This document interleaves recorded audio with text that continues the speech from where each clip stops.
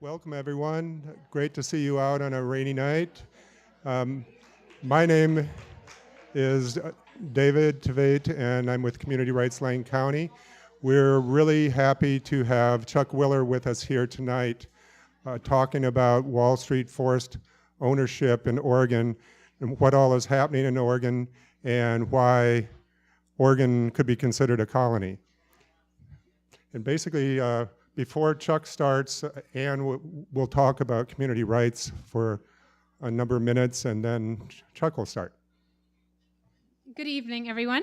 I'm Ann Nealand. I am also with Community Rights Lane County. I really appreciate everybody turning out tonight. I wanted to let everybody know, I'm hoping most of you know, but maybe not, that Community Rights Lane County is a local Lane County educational nonprofit. And we're really focused on educating our community about the need to build really a national movement to recognize we the people's power to write and pass local laws in our community to protect our health, safety, and welfare, and to do that against what is the corporate rights that are currently being elevated in our system of law. And we do this to protect and achieve social, racial, economic, and environmental justice in our community, and work towards in elevating the lives of all people and our environment in which we live. And we do this through local lawmaking in our communities. And we do this in a context of corporate power in this country. As many people, I think, are increasingly aware, we live in a climate where the structure of law and the system, the structure of law and the system of governments favor corporate interests and corporate power. And we do this now because we need to find a way to elevate our rights and our interests over those of corporations and to protect ourselves and this planet, because really I think we are increasingly recognizing that it's ultimately it is our survival that is on the line. And so what that looks like is the community rights movement is a national movement, but it builds locally. And so that's why our work here is based at the local level in Lane County. And as many people know, maybe all of you know, that we are currently advancing 2 local charter amendment initiatives, trying to get on the ballot next year to first recognize our right of local community self-government, that is to give ourselves the power to be able to write and pass the laws that can protect our health, safety, and welfare, and to have those laws stand up against what have been recognized as corporate constitutional rights that have basically elevated corporate rights over those of people and planet. And so that's the work that has to be done at the foundational level. And we're coupling that with another local charter amendment to ban the aerial spray of herbicides in Lane County, because that is one of the primary harms that we suffer in this community at the hands of corporations, in this case, the Timber Industry Corporation. And as you learn more about the community rights movement nationwide, you also learn that different communities, while facing many common challenges around working conditions, health conditions, housing conditions, clean air, clean water, other communities are facing other corporate harms like fracking, corporate water withdrawal, factory farms, and all kinds of corporate industrial activities that bring more harm to the communities in which we live than benefit, although the corporations increasingly stand to benefit from their activities at our expense. And so these, as many people may know, these initiatives are advancing in our community. I'm not going to spend a lot of time getting into legal mumbo-jumbo, because as many people may know, we have faced enormous pushback from the timber industry, because the corporations understand that the work we're doing is game-changing work, and they understand that if we prevail in securing our right to write our own laws to protect our health, safety, and welfare and curtail the rights of corporations, that they stand to lose and lose the power they have. So they push back, not wanting to lose what they currently have, which is basically a command over our system, and a system that recognizes their interests and profits over our interests and our environmental longevity and sustainability. So currently, those initiatives are advancing through the main initiative system. They are caught in court. Some of you maybe have followed those processes. We do have another court hearing coming up on February 2nd at 9:30 at the Lane County Circuit Court. I hope you'll follow that and come along. But what I came mostly tonight to kind of inform you all of is that we have kind of a new parallel campaign that we're advancing, looking to get the Lane County Commissioners to refer these ballot initiatives to the Lane County ballot in November 2018. And so we are asking and urging our commissioners to refer these initiatives. We have collected approximately 30,000 signatures for the two initiatives from Lane County voters who want to vote on these issues. And we feel that these representatives should serve our interests and refer these. We're not asking for their support of them. We're not asking them to endorse them, but we are asking them to refer them because that is what the people want, and we want to vote on them. And we hope to see you next week, and we hope you'll contact your commissioner in the meantime. So thanks very much, and hope you enjoy the talk. And with that, Chuck Willard. This is the first time I've spoke in Eugene, I think that ever by myself. I've always been part of something. And Eugene's a bit intimidating because not that there's really any more smarter people here. You meet smart people everywhere. There's more educated people here. And I've noticed a few times in coming to Eugene and talking in various venues, someone will bring up an interesting point that indicates I'm wrong. And so it's always a little intimidating. But I'm glad I'm here, and I want to thank Lane County Community Rights Lane County, for putting this on. So again, there's no need for me to be nervous because I'm really just here to do a small thing, which is report on some work we've done over the past year, looking into a few things. And I'm going to have a few slides in the beginning to kind of get some context. I am not an Ernie Nemi who is an economist. I often look at things from an economic perspective, but I'm not an economist type. I don't worry about markets and prices and market failure. I more look at things in a concrete way, a power structure, stratification, class, some of the issues. So I look at things like income distribution, how does the timber industry affect that? I'd like to do some work on that. Business concentration. I don't accept the distribution of the market as a given. I challenge that at every moment. Most economists will just accept the distribution as it is. And today's legal structure under this corporate erosion now doesn't hardly even recognize monopoly conditions in markets. But we do have an interesting entity in town here that I hope I can remember to just briefly note that's pure monopoly in the alder market. And then I'll be talking about some work on taxation. And this constellation of issues is really what I'd like to see as a political economic construction.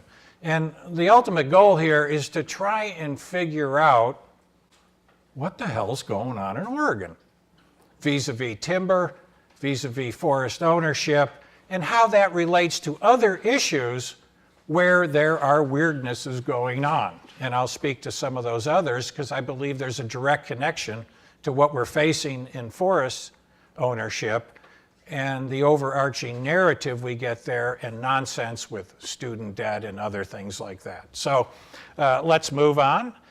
Anything I'm speaking of has been well explored in the literature, historical literature, whether it's California irrigation, Northwest forest, etc. The West, as a theme, has always been colonized by Eastern capital, whether it was the mining invasions, the high plain development of agriculture, which always led to decline and disaster. If anyone hasn't read Rivers of Empire by Daniel Worcester, I would highly recommend that. But so I'm not really I'm not really coming up with anything new, and I think I mentioned to someone before we started here tonight, I'm really maybe more grounded in the 19th century than the 21st century in terms of my perspective of focusing on the political economy. Big player here in Lane County is Weyerhaeuser. Doyle Simmons, he's the CEO, and then Rhonda Hunter, she's the vice president in charge of forest lands. I might be saying a few things that are negative about the timber industry, but they're all good people. This isn't about people. This is about institutions, processes, power, and doing things that are in the interest of institutions. I just wanted to note that, and note that Weyerhaeuser is the big boy in this county, as it is in all of Western Oregon. Is that their income that they make? Oh, and that's their annual compensation, total package. Rhonda doesn't make as much as Doyle, but he is the CEO, and there's about 7 or 8 senior vice presidents of various divisions. Always back in the 90s, when we deal with the Forest Service, I always asked myself, at what pay grade will an agency person willingly lie to you? And back then I used to think, God, I think they'll start lying at about $50,000. Now that's those dollars back then. But remember when Jack Ward Thomas took over the Forest Service, one of the first things he issued was quit lying. Some kind of a memo went out, quit lying. And, for $3.8 million, I might not lie directly, but I sure will attempt to spin a story, and they certainly do. This is a 6-part first phase project that I'm reporting on, and I'm going to be speaking to 4 parts of it. I'm not going to get into the rural forest economy. There's a whole lot of work that could be done on that. I and others have many proposals we could talk about. It's a whole talk in itself.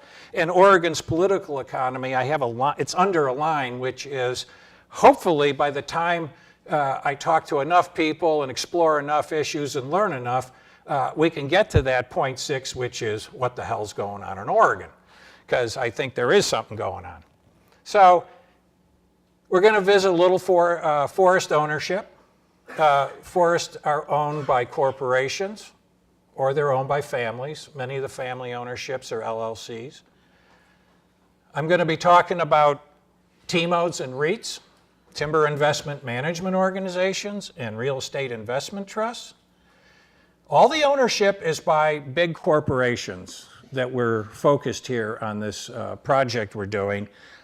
TMO and REIT is a tax status that you get from the IRS, like the Coast Range Association is tax exempt. Well, the corporation is tax exempt because as a real estate investment trust, if they send 90% of their profits from their timberlands to the timber investors, the investors pay taxes, the corporation doesn't have to. And because Oregon law recognizes federal law for income tax purposes, they don't pay Oregon taxes. And so I just wanted to be clear that everybody out there is a LLC or a corporation in the regular sense, but the TMO and REIT status is what's new, and that is the big transformation. So there's some categories. We collected all the ownership records for Western Oregon, about 1.5 million property records for every county except Curry County and Tillamook County. Tillamook County wanted $1,500 for what was free from Douglas County. Now go figure that one.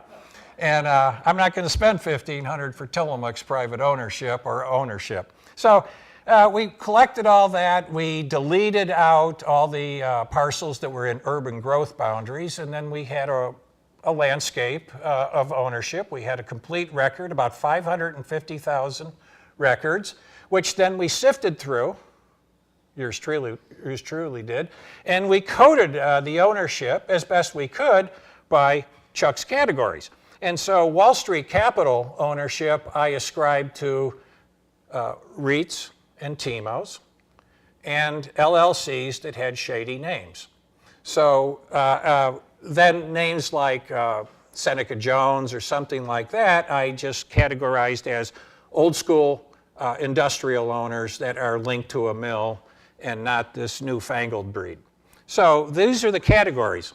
Wall Street capital be in red, and then in that orange will be traditional corporate industrial forest owners, Seneca. And then public lands, all public lands I put in green. Didn't matter it was state, federal, city ownership. And then what's left? Now you remember the first three categories, public, traditional corporate, and Wall Street, no one can live on those lands, and you have to pay often now to go on them. You basically have the gray area is what Oregon has for people, whether you want to go out and buy a little parcel or do something or whatever. And then the urban growth areas are in black, and then some tribal lands in purple. So we, after coded that, we made a map. There's the map. And the map is basically with Weyerhaeuser taking over Plum Creek and Hancock, Big Timo, expanding, buying out other people. We basically have a conversion of forest ownership to real estate investment trust and timber investment management organizations. And much of Weyerhaeuser has gotten rid of their milling, not all of it though, but they have shed the secondary processing. And so, like Georgia Pacific, which sold all its land and no longer owns land, they have the mill in Philomath, they have supply contracts with Hancock, and there's all kinds of hijinks going on and stuff, normal business stuff. But why is this meaningful? And I'll talk about that, or why I think it's meaningful. But it directly connects Wall Street investors in a fiduciary way more closely to the core of the corporate complex. And the corporate complex is going to be responding even more sensitively to the investor group, particularly if it's a TIMO, because the investor there is actually on the property. Title in the TIMO is just a management organization. And we've got a couple of big players in Oregon, like Greenwood up north, and then Hancock, which would be the biggest. So I did a little map for Lane County today, and what you're seeing on the red is basically Weyerhaeuser. There's some red up in the top left there that is FIA, Forest Investors Associates out of Atlanta, which is one of those LLCs. I just coded it red. And then we have Gustina owns a good amount. So where we want to go with this is to then compile reports for each county of who the major owners are, the acreages, et cetera, which is just something in the database just to put it together, and then issue a report of all the western Oregon counties and who owns it. The checkerboard would be Weyerhaeuser and a Rome. Yeah, it's a checkerboard because we have industrial private ownership in 1 square mile with the mostly O&C lands, Bureau of Land Management, which is then in green. And that's the O&C lands that run down the central portion all the way to California and up north. And then out in the far right is Willamette National Forest, and then to the far left, or I don't know, yeah, it's your left, would be the Siuslaw National Forest where it's contiguous. So that's your basic structure here. Siuslaw, O&C lands intermixed with industrial, an agriculture core in the lower Willamette, Eugene, Springfield, industrial, and then heading out to the Willamette National Forest. So that's the structure of your ownership. If you look at all of Western Oregon, and you look at the gray, now take out corporate ag lands, which is really something I'd like to remove. Oregon, as far as human settlement use goes, is a little tiny state, about the size of Delaware or something, I mean, and I believe that that engenders this rabid property rights orientation. Back in Illinois, where I'm from, all the land's private. There's not public land, and no one talks about property rights. So I think material conditions like that engender cultural responses. And, you know, someone might disagree with that. So, again, we've got this TMO, REIT, pipeline to Wall Street. The investors are either on the title, the investors are right in the corporate complex, tax purposes. Well, what does that mean? That means that we've moved to really, and this isn't because of the conversion to TMOs and REITs, which is a recent phenomenon in the past 15 years, but we have a strict adherence to production for return.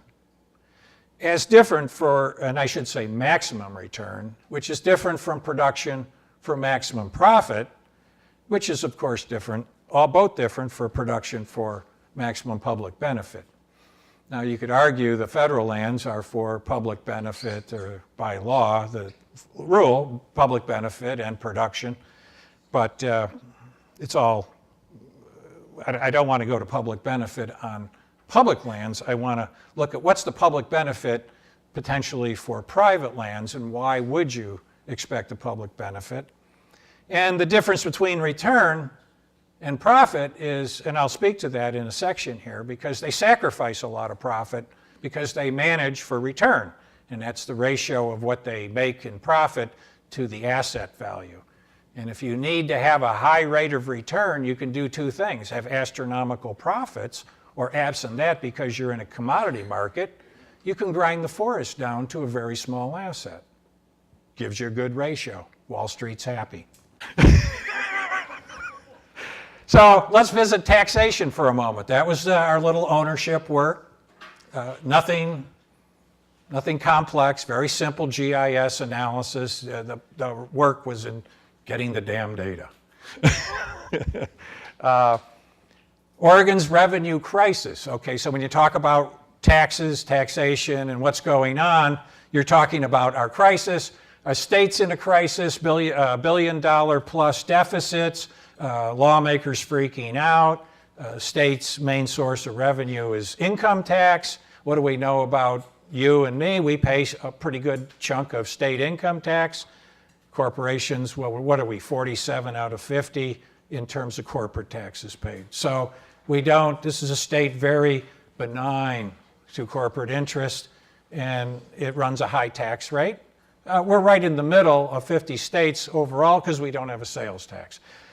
Local property taxes, and this is really the core of why I did this project, is the local property taxes are such that all the counties are claiming, or many of the counties are claiming, a crisis.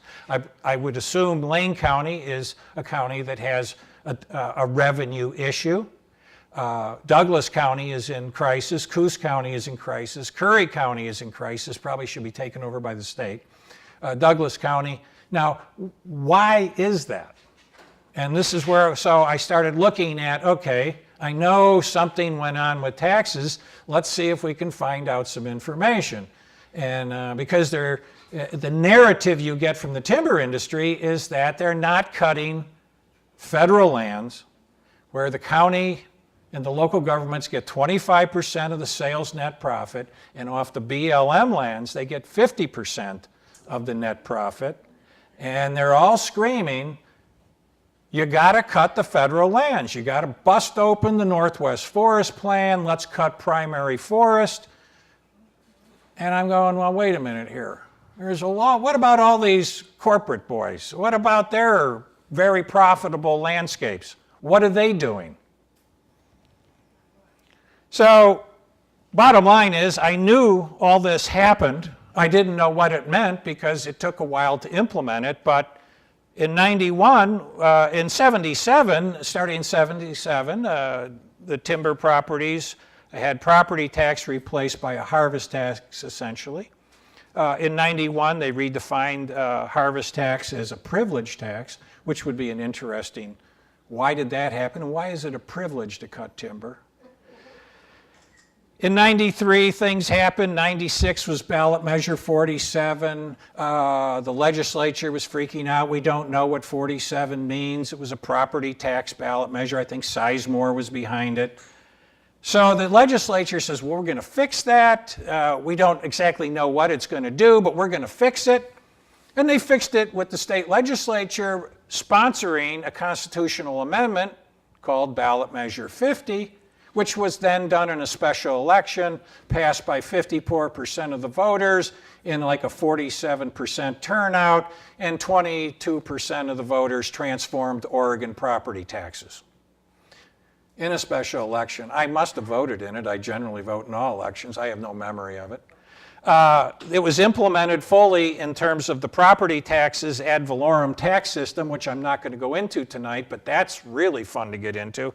By 2003, everything was done. So then we started getting the implementation, and you can look before and after. And I got my hands on a legislative revenue report, and whose numbers were in the actual dollars, and I just took them into BLS constant dollars, which the report should have been done in the first place in. So we looked at a 5-year period, 90 to 95. The timber industry was sending to local government in Western Oregon about $120 million a year in taxes. That's harvest tax, property tax, whatever. And in 2007 to 2012, the timber industry was sending to local government $18 million. Now, I know my taxes didn't go down, but they worked a big one here, and that's the implementation and the change in the property tax regime and the ending of harvest tax for all practical purposes. There's still a harvest tax, and they can say, oh, we still pay harvest tax. It's nonsense. So, what do we have? We have an 84+% reduction in taxes to the corporate boys on behalf of local government. At a time when local government says they're in crisis, we have to cut the last primary forest and break the Northwest Forest Plan. In a news report, I think after Douglas County closed its libraries, OPB had a news report coming out of Douglas County about the crisis. It was a written story on their webpage. The story talks about the reduction in federal revenue from timber harvesting and then the long period of just free revenue to keep the counties going at their old way, and that got ramped down. And in the whole story, no mention of any change in private property taxes. In fact, there's no mention of this anywhere. 5 years, that means every 5 years, that's $500 million local counties, other taxing districts are losing. Now, if you bring up the taxes, if you bring in harvest that go to the school district by cutting more primary forest, the school district just loses money from the state equalization law. So the real victim of this train wreck in revenue that has been engineered by the timber industry are the counties and some other local governments. And no one's talking about it. And it's an example of the colonization of political space that we all work under. They pulled this baby off, and no one saw it. So I'm going to visit very briefly here. Now, if there's a lot of, in the business press, there's a lot of talk about the TMO and REIT conversion. What does it mean? Blah, blah, blah. Consolidation, Weyerhaeuser buying out Plum Creek. That's a story that's in the business press. The tax thing is a story in nothing. Now, I'm going to talk about something now that's even more nowhere talked about. And maybe it's because, I don't know why, but it's a big thing to me. So corporate owners re-engineered the business model coming from World War II. The original business model was grow to 70 years, culmination of mean annual increment, grow a lot of timber. It was what Weyerhaeuser had on the Millicoma. It was what they promised Roosevelt or Truman coming out of World War II to avoid nationalization of the timber industry, which was what the threat. Just nationalize it. They just cut and run idiots. No, we're going to do tree farms. We're going to grow long. We're going to grow maximum. We're going to be here. But they re-engineered the business model under the ideological neoliberal narrative coming out of universities in certain places, intellectuals. It finally took over the corporates, and 45 to 60, the corporate theory of financial return became the accepted mode. It didn't matter about maximizing production or profit. It was all about return on capital. 60 to 80, they liquidated forest. Roy Keynes talked about this a lot. Weyerhaeuser come down to the Millicoma tree farm. Told him, you got too much standing capital. You're talking about an even flow harvest for the next 100 years, keeping the mill running. That's not what we're going to do. I'm listening to the economists. I hired some from Crown Zellerbach. They've convinced me. We've got to change it. Cut it all down. We're going to run to a new kind of model, a quick rotation model. It's all in the book, the history, the official Weyerhaeuser book. Why they did this, how they did it, the pushback they got internally. What about the jobs? Forget the jobs. So now we have this short rotation, maximum return, Wall Street, for Wall Street capital forestry. What is that report called? This is a book called Millicoma, Biography of a Pacific Northwest Forest. It's a great read. And there's the Millicoma today. It's a shot. I think it's a shot Francis sent me. And so what does that mean? Now here's what I like or don't like. Robert Curtis, chief mensurationist for the Forest Service in the 90s. Very smart guy, ran all the models, the computer models for what does it mean to cut early? What does it mean to do short rotation? Notice he's calling short rotation 40 to 50 years.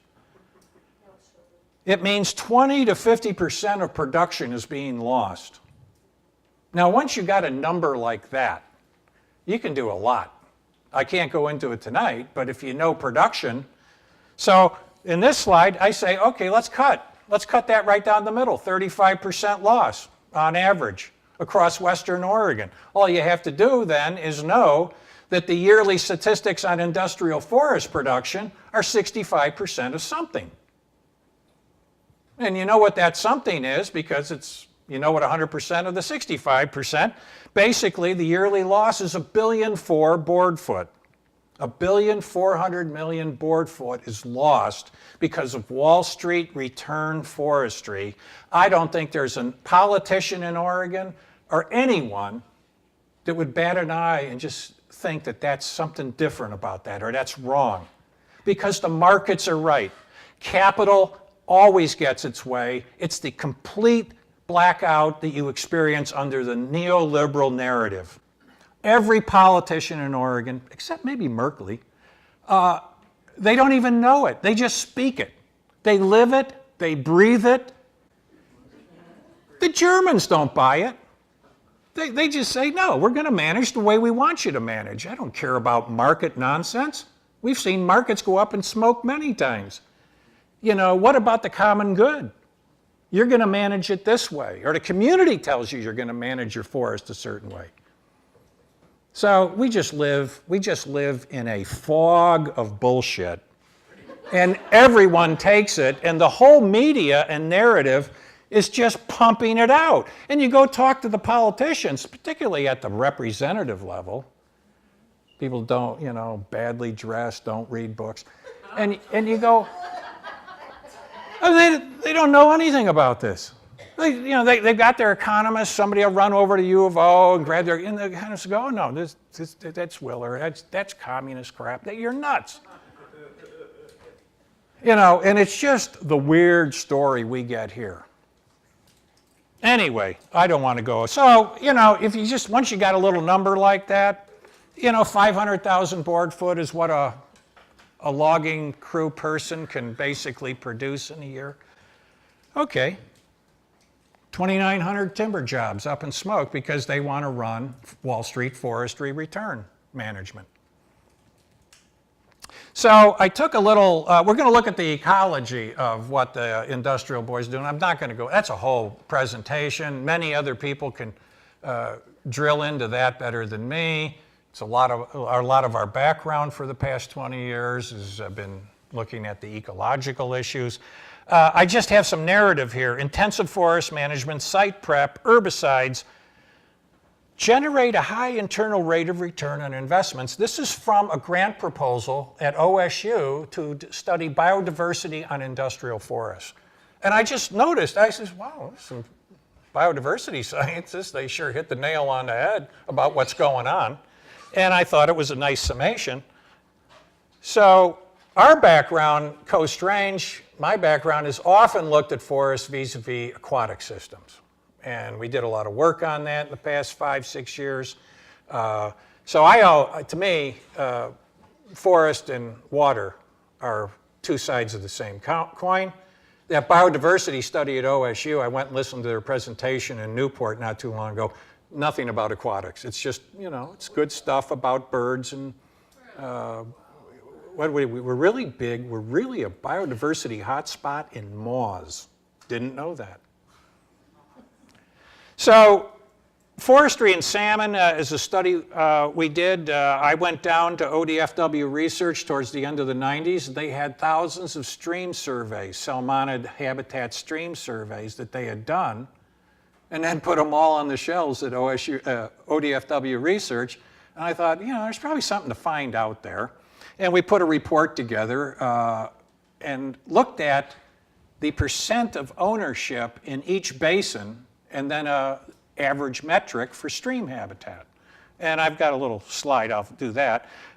We did the Fursell report on the Northwest Forest Plan Aquatic Conservation Strategy. That's a good read. Always urge people to read that because it gives good aquatic science.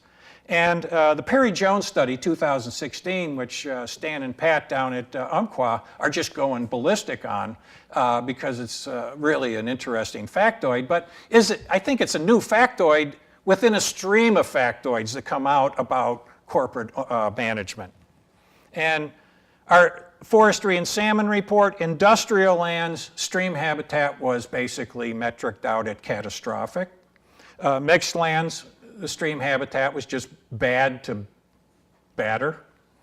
And public lands, basins that had stream habitat surveys that were basically federal owned was in the good zone if you were generous. But there'd been so much cutting and so much wood removal from streams, even on federal lands, that all the metrics across Western Oregon were pretty bad. But on the private lands, it's just catastrophic. The Perry-Jones study, why that's mind-boggling, is that they're looked at the stream flow from plantation basins and the stream flow from large forest, natural forest on public lands. And in the low-flow summer regime, you're looking at a 50% loss of stream flow from an industrial landscape. Now, that's one of the reasons I would assume why so many streams in Western Oregon are water quality limited because of heat, overheating. The water's missing. It's not just the trees are missing, the water's missing. It just drives me nuts. When you just then couple it with the habitat metrics, we just have a devastation on our aquatic systems. Herbicide spraying, Now you wonder, to me, herbicides, I'm going, okay, herbicides. And I read this. And I says, oh, geez, herbicides. Hormone mimicking effects of herbicides. Our Stolen Future came out, 15 years ago. Blew my mind. I don't think anything in this has been, we can set it aside. I think it's even being more incorporated into the research. And it's just mind-boggling to think that at low doses, you might have a bigger response than a little higher dose. So I'm no expert on the chemical world. Other people know all about that. But when it comes to salmonids, when it comes to human health, we've got to be getting pounded on by this just chemical environment. Damn, let's see if I just turn it on. Yeah. So that's a fish with a necrotized tail section. The tail has rotted off. That is about a 1-year-old coho. The stream survey people that took this had not seen this phenomena before, and they were only seeing these fish in the ultra-hot industrial lands.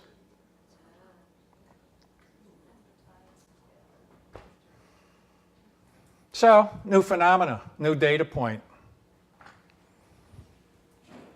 Was that caused by the herbicide or by the elevated? I have no, the only thing that, the only speculation I heard was warm water sets in motion, bacteria, who knows what. What strain that was? I'd be hesitant to say. But it might be up near the Nehalem. Anyway, you know, when you start looking at the aquatic systems, the spraying, the deforestation of municipal watersheds, the loss of forest structure, forest composition, I think we could, I mean, there's, you get to roll over to Nemi. If you want to play the market game and externalize costs, send them a bill. I'd send them a bill that basically would say, you're going to pay off with your corporate charter being revoked in Oregon, get out of the state. The damage has been too great. Okay, now let's look at Oregon's political economy just for a minute. I don't have a big analysis. I just want to make a few comments. We're just about done. Basically, it's pretty obvious that law and policy favors wealth and ownership. The state's organized on that basis. And that's why I really think if we can challenge it at the county level and win, that's very significant. And it sends a signal to the political leadership that people aren't going to take it anymore. And I really think that that's why I'm a very big supporter of grassroots, give them hell efforts. The political system serves powerful elites. I mean, the whole state is rigged that way. Phil Knight calls up the governor. We don't like our property taxes. We're not going to build the new thing in Beaverton. The legislature's convened within 48 hours. They pass some bill. I mean, the only other entity in Oregon that can get responses like that is the timber industry. And so, you know, we have powerful elites. Some have nothing to do with timber. Some are in their own world. But timber is the biggest elite. And it's structured between the mill owners who have their interest and the landowners that have their interests. And they've got a little deal going, which I don't think I'm going to get too far into. So what is the Oregon Way? Who's ever heard of the Oregon Way? What's the deal? The deal between the mill owners and the landowners? Yeah. It's pretty simple. Break the Northwest Forest Plan, cut the federal lands, the mill owners get cheap timber, and you do it by way of causing the train wreck crisis with taxation. The landowners get off of taxes. It's a sweetheart deal. It's brilliant.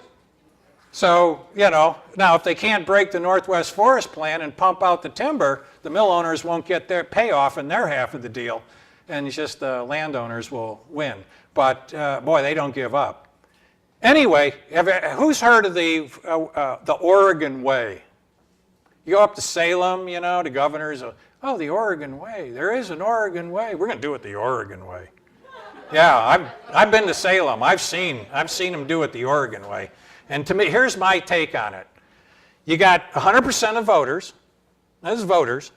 And if you've ever been to the Board of Forestry or other venues, DEQ, agency people, and how the governing bodies talk, you basically have a narrative that is centered somewhere between the 30% of moderate voters and the 30% of the rabid right-wing voters. And the 40% of left progressive voters in Oregon, which is my guess is what the voting population would be, at least if they'd let her, I think that's how I break it down. they don't even get, there's anything that you would take a survey and say, what do you think about this, what's your policy position? If you take a survey and they say, well, I believe in this, this, and this, and this, none of that is allowed to be talked about in policy venues. The whole narrative is between the moderates, and what is a moderate? I mean, it's just a befuddled person. And the right conservatives, which they got a story. They've been messaged. And so that's the Oregon way. That's public policy in Oregon. That's Salem. People, now I've had a lot of people call me up or talk to me and say, when you go to Salem, tell them all this. I say, I'm not going to Salem to tell them all this. I'm going to go talk to people and tell them this stuff. And if we can put enough people together, we'll go tell them something. But who am I? So let's just wrap it up. We've got this horrendous situation on industrial forests, managed for basically capital, big capital. It throws away productivity. It devastates the landscape. It's climate change that changes everything. Our demand has to ramp way up. The thought, the boundary to what we should be thinking, the scale we should be thinking, because of climate change and the crisis at a global scale and the carbon that forests can sequester and the role forests play, I think we need to now, what we used to talk about in our living room, I think we need to go down to Salem and confront politicians and start talking about it, because I think Klein's right. Climate change changes everything when it comes to policy and the way we can now make demands. And you got to remember, the second half of her book was titled Capitalism versus the Climate. And that's what we've got going here. We've got out of control capitalism under the neoliberal narrative that's been ramping up since Reagan and Bush and Billy Clinton did, he just said, okay, we're going to jam it down 100%, pull the plug on the banks and let them go nuts. And we've got to now challenge that. We've got to challenge the political economy of how capitalism can run amok. Now, I'm not saying we're going to end capitalism, but there is a few things we could say about that. Let me just note, I threw a slide in here. I just put this together. We did a model, Forest at Work, 15 years ago.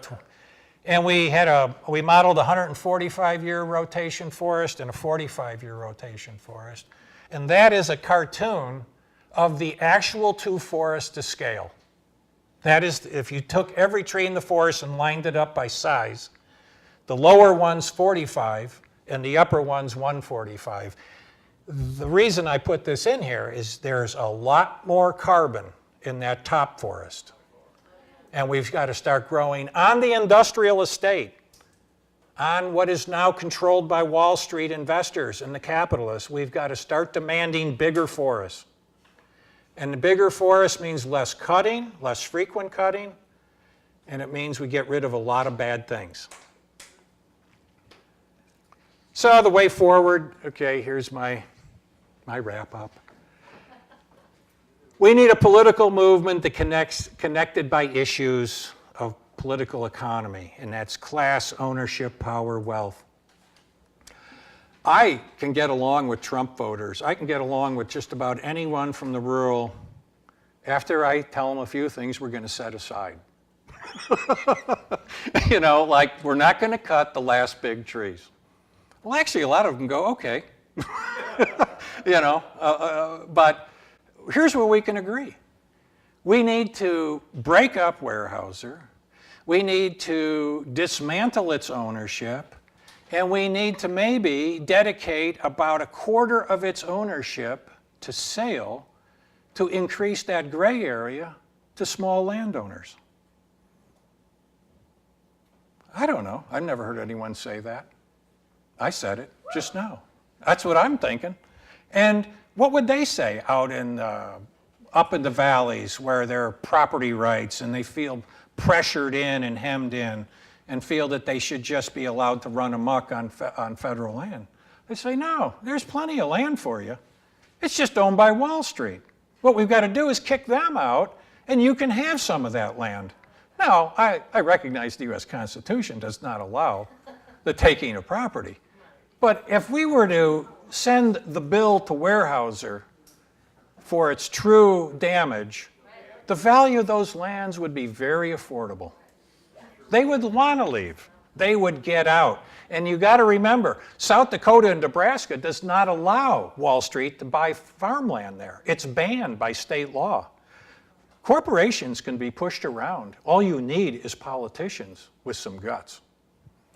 And here's my final statement just about, is that the invasion of capital and the transformation of forest ownership is one slice of a bigger pie. These folks, the capital, big capital, the capitalists, have invaded education. They've invaded student funding. They've invaded healthcare. You couldn't have a for-profit hospital or healthcare facility in '73, and they changed that. Capital goes in. Now corporations own the medical systems. The best way to deal with capitalism is to keep it out of space. They should be making inkjet printers or whatever the hell they make, the garbage that flows out and just pollutes the world. They do a pretty good job on that, and I'm not saying that should be made in a public interest. But when it comes to education, healthcare, the university, forest, we have been invaded by capital, transformed by capital, and they've all been enabled by ignorant politicians who just have the neoliberal statement. And we have to straighten that out. That's our challenge. So, in summary, Western Oregon is dominated by Wall Street capital. They don't pay their fair share of income tax. They hardly pay local property tax. A huge production loss, totally unmentioned. Roy Keane will talk about it. Severe ecological damage, I'd say almost catastrophic. It threatens human health and welfare, and there's a lot to be said about working in the forest industry now. I didn't even mention that. And it colonizes landscapes and keeps people out. And for all these reasons, we need to challenge Wall Street forestry. Thank you.